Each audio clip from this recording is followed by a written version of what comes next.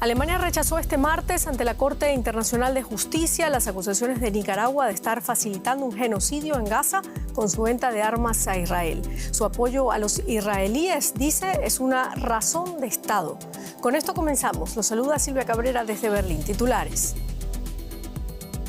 Los abogados del gobierno alemán afirman ante la Corte Internacional de Justicia que el apoyo de Berlín a Israel no vulnera el derecho internacional. Argumentan que la acusación de Nicaragua contra Berlín es tendenciosa. La Fiscalía colombiana llamó a juicio al expresidente Álvaro Uribe por supuesto fraude procesal y soborno a testigos. Uribe, quien siempre ha defendido su inocencia, se expone a una pena de hasta 8 años de cárcel. Fallo histórico. El Tribunal de Estrasburgo dicta sentencia en un caso presentado por más de 2.000 jubiladas suizas y dictamina que Suiza no aborda adecuadamente la crisis climática y viola los derechos humanos.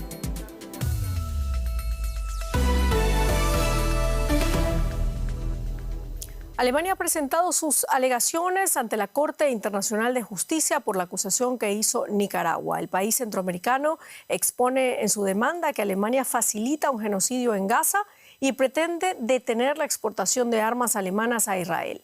Las autoridades alemanas consideran absurda la acusación de genocidio y afirman que intentan mantener siempre una equidistancia entre israelíes y palestinos. La seguridad de Israel es una prioridad para la política exterior de Alemania. Así justificó Alemania su apoyo incondicional a Israel y rechazó las acusaciones de Nicaragua ante la Corte Internacional de Justicia.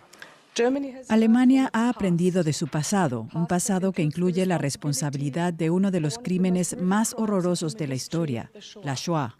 Pero a pesar de la historia, Nicaragua sostiene que el apoyo militar de Alemania a Israel viola la Convención sobre Genocidio. Alemania es el segundo mayor proveedor de armas a Israel y Nicaragua afirma que esas exportaciones posibilitan a las fuerzas israelíes cometer posibles actos de genocidio. Alemania afirma que las acusaciones no se basan en hechos. Alemania solo suministra armas sobre la base de un examen detallado que no solo respeta, sino que supera con creces los requisitos del derecho internacional. La defensa alemana sostuvo que Nicaragua ha distorsionado extremadamente las cantidades y los fines de las exportaciones de armas a Israel.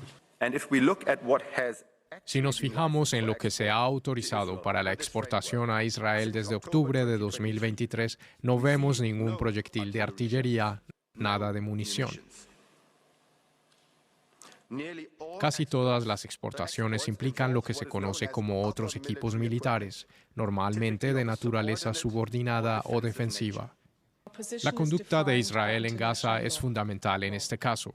Y Alemania se pregunta cómo puede fallar el tribunal sin la presencia de Israel. También criticó a Nicaragua por limitarse a las acciones de Israel e ignorar las de Hamás. A diferencia de Nicaragua, Alemania no ignora que Hamás también tiene obligaciones en virtud del derecho internacional, incluida la población civil de Gaza. Hamás no solo no cumple con sus obligaciones, sino que renuncia a cualquier responsabilidad de la manera más cínica. Los jueces deben decidir ahora si imponen medidas de emergencia que impidan las exportaciones de armas alemanas a Israel. Y mientras tanto, en Gaza, las familias hacen lo que pueden para celebrar la fiesta del fin del Ramadán, aunque hay muy poco que festejar desde que comenzó la ofensiva israelí.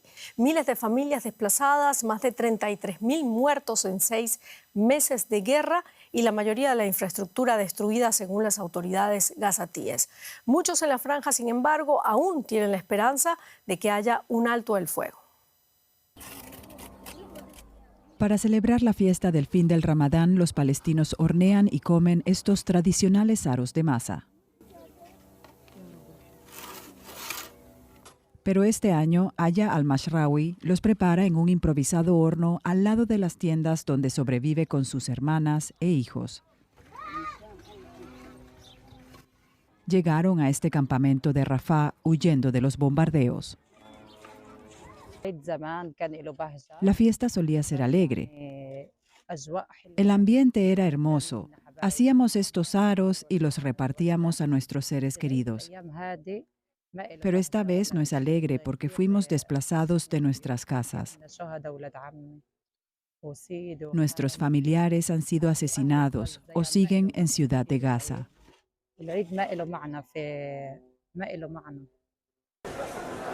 Una multitud busca alimentos en el centro de Deir el-Bala, en el centro de Gaza, para celebrar la festividad.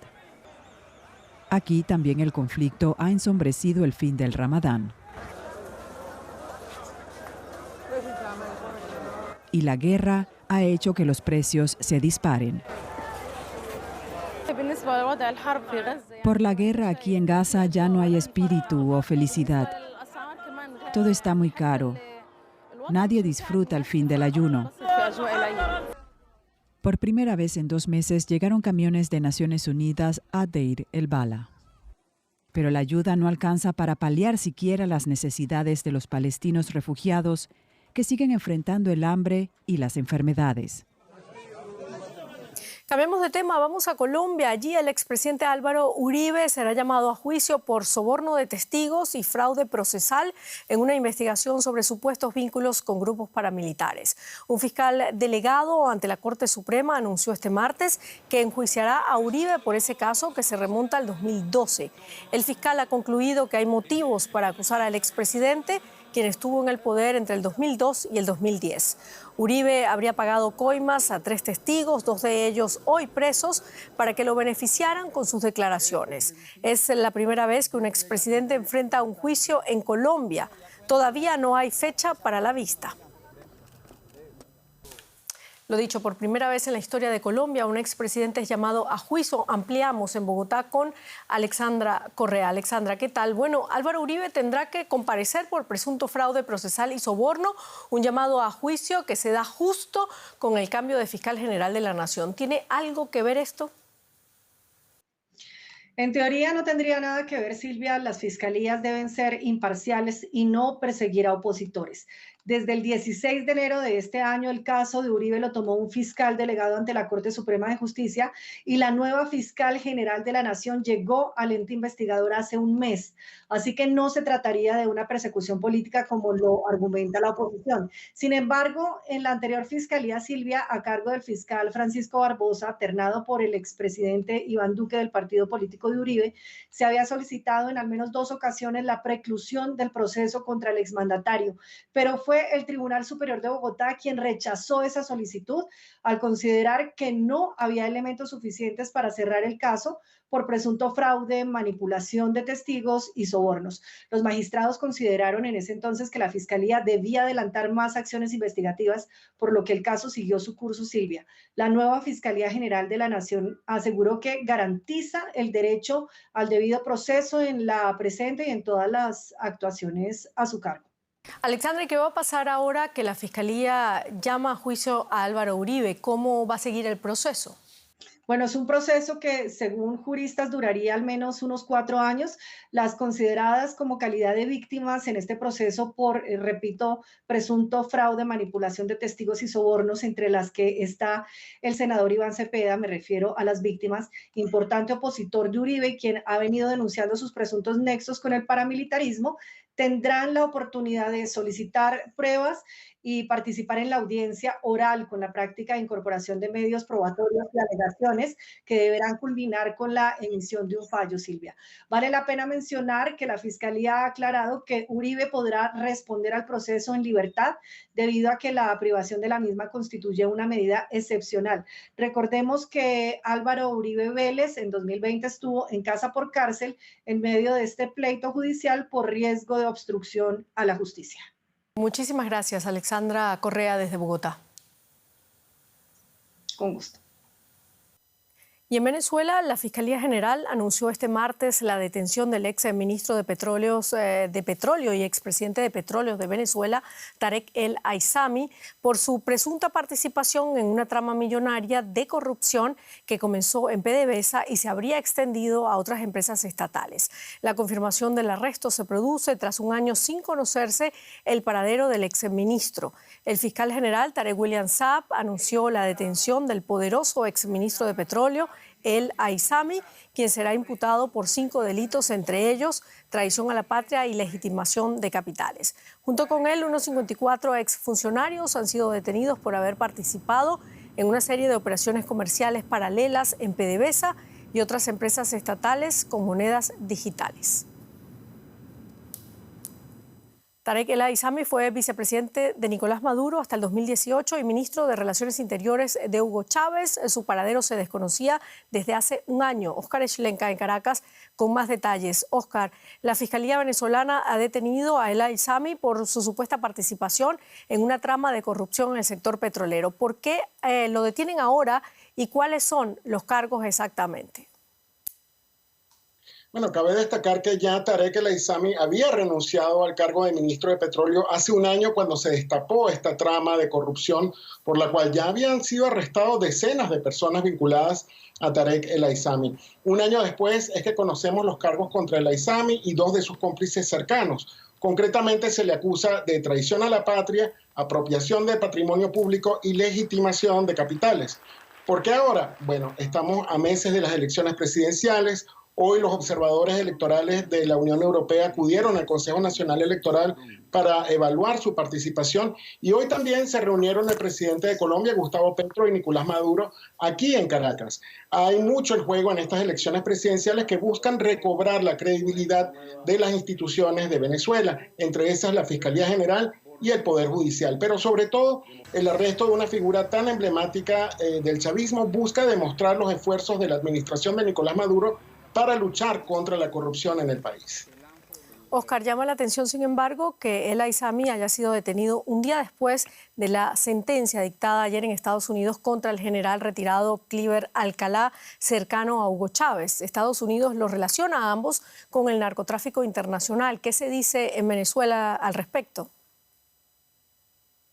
Bueno, hace años, en el 2020, la Fiscalía venezolana había pedido a Colombia la extradición del general Cliver Alcalá a Venezuela por planificar un supuesto golpe de Estado contra Maduro desde Colombia. Y a Tarek El Aizami, Estados Unidos también lo ha acusado de tener vínculos con Hamas y Hezbollah. Son casos muy diferentes y en ambos países se le acusa de diferentes cargos.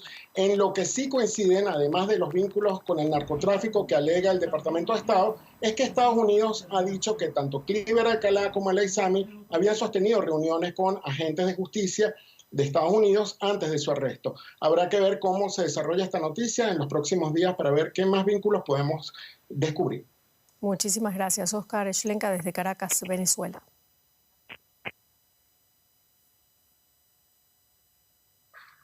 Y el gobierno de Ecuador se defendió este martes ante la Organización de Estados Americanos y justificó el inédito asalto policial de la Embajada Mexicana en Quito, acusando a México de promover la impunidad por haber refugiado al ex vicepresidente ecuatoriano Jorge Glass.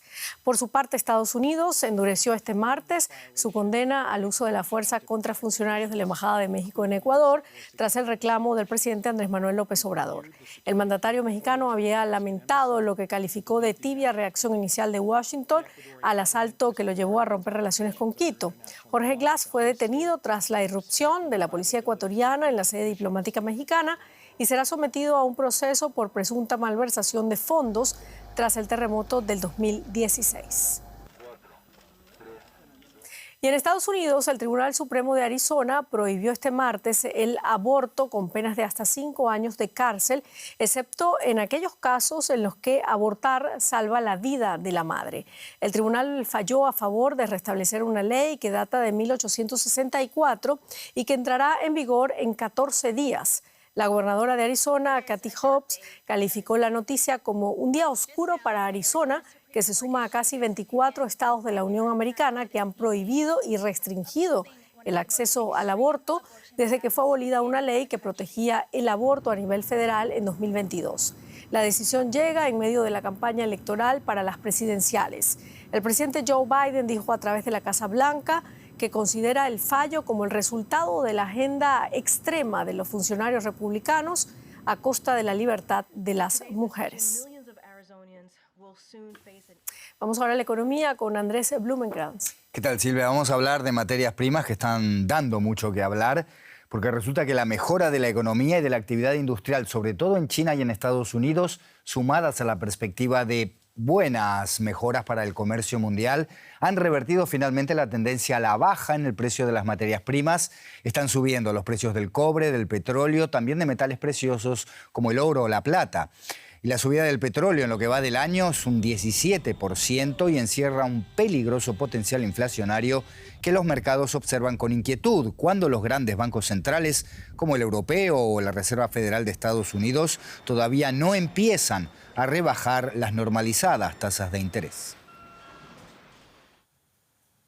Más información, como siempre, tiene nuestra corresponsal en Nueva York, Ana Nieto.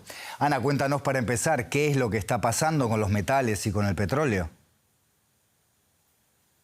Pues en particular con el cobre, que es el metal industrial que despunta en precios, estamos hablando de una materia prima que se usa en construcción, en componentes industriales, cableado. Su precio se ha movido al alza en parte porque la demanda de China ha crecido por encima de lo que estaba pronosticado. Y esto ocurre cuando hay problemas con la oferta. Estos problemas, dicen los analistas, que vienen por una menor inversión en minería y por las dificultades que tienen las fundiciones para aumentar significativamente la producción.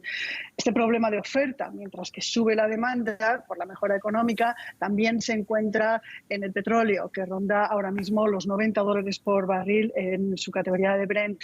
La semana pasada llegó a $91. Estados Unidos ha rebajado ligeramente su producción de petróleo y también se mantienen los recortes que viene teniendo la OPEP desde hace meses. La inestabilidad geopolítica añade presión a los precios. Y, por supuesto, hay mucha volatilidad en los precios del cobre y del petróleo que se derivan de posiciones especulativas de inversionistas como hedge funds. Vemos, Ana, entonces claramente el peligro de presiones inflacionarias con este aumento de las materias primas. ¿Es este un factor que van a tener en cuenta los bancos centrales a la hora de calcular la posibilidad de rebajar tasas de interés, verdad? Sí, claro, esta inicial subida de materias primas se espera que dure y que incluso se pueda trasladar a más metales. ¿Hasta dónde puede llegar? Pues está por ver, pero en particular la del petróleo sí que es algo que te van a tener que hacer seguimiento los bancos centrales, máximo cuando falta aún para llegar al precio objetivo de inflación que se han fijado todos los bancos centrales. Desde luego es algo que en lo que se va a fijar la Reserva Federal, que no está dando ninguna muestra de tener prisas en rebajar las tasas de interés, y menos cuando ha habido 2 meses, enero y febrero, en los que las lecturas de la inflación estuvieron por encima de lo esperado. El miércoles, mañana, vamos a ver cómo ha ido marzo. El alza del petróleo ya se ha reflejado en los precios de la gasolina y es algo que sufrimos los consumidores, pero que tarda meses en llegar a la inflación subyacente y llega con mucha rebaja. No es algo que sea muy notable inmediatamente, pero es lo que mira la Reserva Federal. Es un momento de presión, pero realmente la política monetaria normalmente hay mucho juego de equilibrios. Ana Nieto, Nueva York, gracias por este esclarecedor análisis. Hasta cualquier momento. Gracias. Este martes, el sector de la industria europea de defensa sufrió duro revés en los mercados bursátiles. Después de alcanzar un máximo histórico, por ejemplo, las acciones de la gran empresa armamentista alemana Rheinmetall se desplomaron cerca de un 12%. Por su parte, el índice que engloba a las compañías aeroespaciales y de defensa europeas perdió 4 puntos porcentuales y medio, acercándose a su mayor caída en un solo día desde julio de 2022.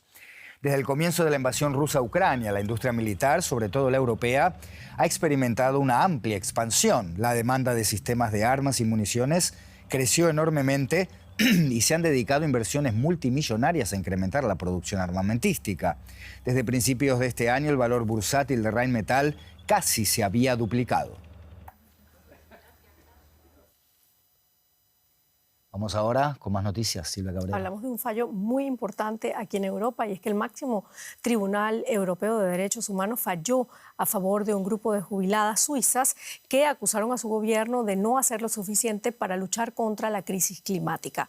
Se trata de una decisión histórica que podría influir en la legislación de toda Europa y sentar un precedente para los activistas que apuntan a sus gobiernos como culpables de inacción ante la evidencia del cambio climático. Estas mujeres han hecho historia. Unas 2.500 pensionadas suizas demandaron a su gobierno por su gestión de la crisis climática. El Tribunal Europeo de Derechos Humanos en Estrasburgo, Francia, les dio la razón. Un hito que cimienta la idea de que la inacción ante la crisis climática viola los derechos humanos. Es el mejor día posible. Estamos haciendo historia. Los jueces han dicho que Suiza hizo muy poco contra la crisis climática y por eso ha violado los derechos humanos. Es una hermosa victoria. Algunas demandantes usaron sus propios historiales médicos para apoyar el caso. Alegaron que las olas de calor más intensas y frecuentes con el cambio climático son especialmente peligrosas para las mujeres mayores. 16 jueces de un total de 17 en la Gran Sala votaron a favor. Concluyeron que el gobierno suizo falló en limitar las emisiones y que debe examinar el requerimiento de la asociación.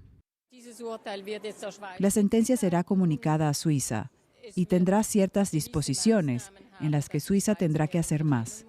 Las demandantes enfatizan que la sentencia no solo les beneficia a ellas. Nos afecta a todos, no solo a las mujeres mayores. Aunque nosotras tengamos más riesgos, es importante que se proteja a todos. La Corte Europea analizó también otras denuncias. 6 jóvenes portugueses demandaron a 32 países europeos. El incremento de los extremos climáticos, como los graves incendios en su país en 2017, convierten el planeta en un lugar inhabitable para futuras generaciones. Un alcalde francés demandó a su gobierno por inacción ante la crisis climática, pero el tribunal rechazó ambas demandas por razones procesales. No obstante, la victoria de las mujeres suizas podría cambiar el futuro de los litigios vinculados al clima y sentar un nuevo precedente. Cada vez más gente denuncia a sus gobiernos para que se responsabilicen de sus actos. Esto no quiere decir que dejamos la lucha, sino que tenemos que luchar aún más, porque esto es solo el principio, porque todo está en juego en una emergencia climática. Y sus efectos podrían empezar a verse en toda Europa o incluso en todo el mundo. Y vamos ahora con un resumen de otras noticias importantes del día. El Parlamento de Irlanda eligió a Simon Harris como nuevo primer ministro del país. Harris sucede así a Leo Varadkar, que presentó su dimisión el mes pasado. El nuevo primer ministro de 37 años pertenece al partido gobernante de centro-derecha y es el jefe de gobierno más joven de la historia de Irlanda. Naciones Unidas informó de la recuperación de los cadáveres de 38 migrantes que viajaban en una embarcación que naufragó frente a las costas de Djibouti. Al menos 6 personas siguen desaparecidas. Al parecer, el barco se dirigía de Yemen a Djibouti en dirección inversa al que suele ser el flujo migratorio en el estrecho de Mandeb. Y en los últimos meses, Indonesia ha visto aumentar el número de migrantes que llegan a sus costas. Los refugiados rohingyas huyen de los campos sobrepoblados en Bangladesh. Llevan años viviendo allí tras escapar de la persecución en Birmania. A pesar de no reconocerlos como refugiados, Indonesia les ha proporcionado refugio temporal. Pero la situación económica de las comunidades costeras de la provincia de Asia Occidental es muy precaria y se aprecia un aumento del rechazo a los refugiados rohingyas, como informa Ferdinand Hinawan de DW. El pescador Abdur Rauf está feliz. Ha recuperado su embarcación. Depende de ella para ganarse la vida y mantener a su familia. La había perdido mientras intentaba ayudar a refugiados rohingyas. Abdur Rauf salvó 6 vidas aquel día, pero dice que su buena acción le salió caro. Me arrepiento, me siento traicionado. Se suponía que solo una persona subiría a mi barco para pedir ayuda, pero se subieron muchas más de las que se podía transportar y entonces volcamos. Si hubieran hecho lo que les pedí, no habríamos tenido problemas. Soy la víctima. He perdido los ingresos de más de 4 meses. Pescadores como Abdur Rauf suelen ser los primeros en detectar a los refugiados. Ahora dice que no volverá a ayudar. Los rohingyas llevaban 3 días varados en el mar. Habían partido de Bangladesh. De las 142 personas que intentaron la peligrosa travesía en marzo, el equipo de búsqueda y rescate de Aceh consiguió salvar a 69. El resto pereció en el mar. Las cifras van en aumento. El año pasado llegaron más rohingyas a Indonesia que en los 4 años anteriores. Y el rechazo a su presencia en Aceh también está creciendo. No los acepto. Tienen su propio país. En nuestro país necesitamos atención de nuestro gobierno. ¿Por qué deberíamos ocuparnos de extranjeros? Me niego. Los rohingyas no son agradecidos. Cuando les daban arroz, decían que el arroz no era suficiente para ellos. La gente no quiere que vivan en el pueblo, así que han acabado en el patio de unas oficinas gubernamentales. Las autoridades y las organizaciones de ayuda dicen que quieren encontrar un lugar mejor. Hay un plan para realojar a los rohingyas en edificios vacíos a las afueras de la ciudad. Pero la población local también se opone. Los funcionarios no saben qué hacer.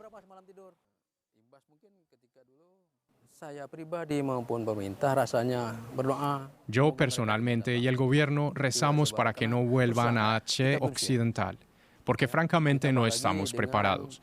Y está el rechazo de la comunidad. La comunidad no aceptará más llegadas. A pesar de la oposición, algunos habitantes de la provincia de Aceh ayudan con alimentos, ropa y otros artículos de primera necesidad, especialmente durante el Ramadán. Pero los grupos de ayuda dicen que hará falta algo más que gestos humanitarios.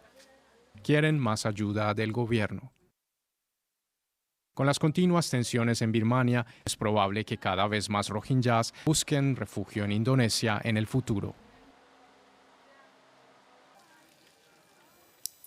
El físico británico Peter Higgs ha fallecido a los 94 años. Su teoría de una partícula que da masa, llamado bosón de Higgs o partícula de Dios, le valió el premio Nobel en 2013. Higgs utilizó una teoría pionera para explicar cómo el universo tiene masa, resolviendo así uno de los mayores enigmas de la física. Su trabajo le valió un lugar junto a Albert Einstein y Max Planck en la historia de la física. Y con esto terminamos nuestro informativo. Muchísimas gracias por habernos acompañado. La invitación es para que sigan acá en DW Deutsche Welle. Hasta luego.